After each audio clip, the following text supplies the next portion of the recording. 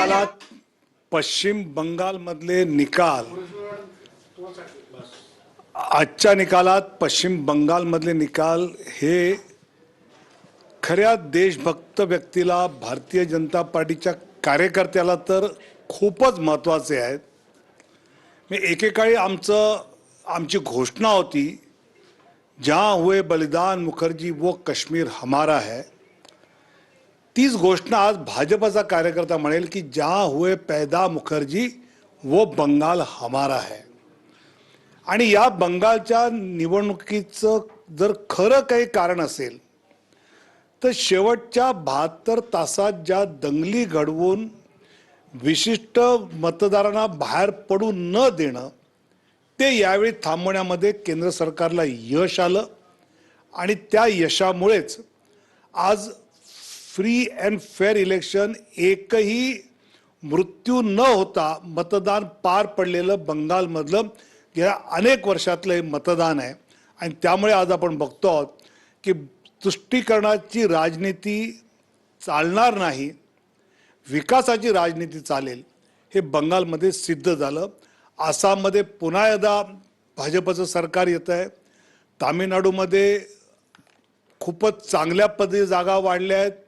त्या ठिकाणी स्थानिक नवीन पार्टी पुढे आहे। स्वाभाविकपणे अँटी इन्कम्बन्सी दोघांमध्ये विभागली गेली आहे। आणि मला वाटतं की पुडुचेरीमध्ये भाजप सरकार आहे, केरळमध्ये आम्ही खातं उघडतो आहोत, टक्के आमचे वाढत आहेत। पण आजचा खरा विजय बंगालमधला जो आनंद आहे, कारण बंगाल केवळ एक राज्य नाही आहे, तर एक सीमावर्ती प्रदेश आहे की ज्या प्रदेशातून मुंबईपर्यंत बांगलादेशी येतात आणि आपले उद्योग व्यवसाय बसवतात।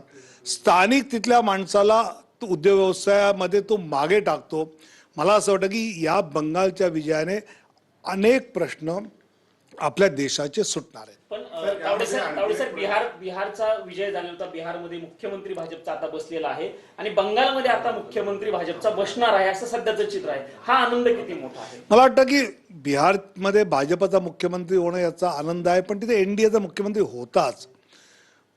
पश्चिम बंगालमध्ये ज्यावेळी राष्ट्रवादी ताकदीची व्यक्ती मुख्यमंत्री बसते त्यावेळी आंतरराष्ट्रीय सीमांच्या दृष्टीने, विशेषतः बांगलादेश ज्या पद्धतीने घुसखोरी होते आहे, या देशाची सुरक्षापासून ते बाकी सगळे मुद्दे आता आटोक्यात येतील। पण सर, यामध्ये आणखी एक प्रश्न असा आहे की आज इंडिया आघाडी आणि एनडीए, तुम्ही एनडीएचे समन्वयक सुद्धा होतात, त्यामुळे आज एनडीए या परीक्षेमध्ये किती, या स्पर्धेत गोल्ड मेडलिस्ट ठरलाय की इंडिया आघाडी, काय वाटतं?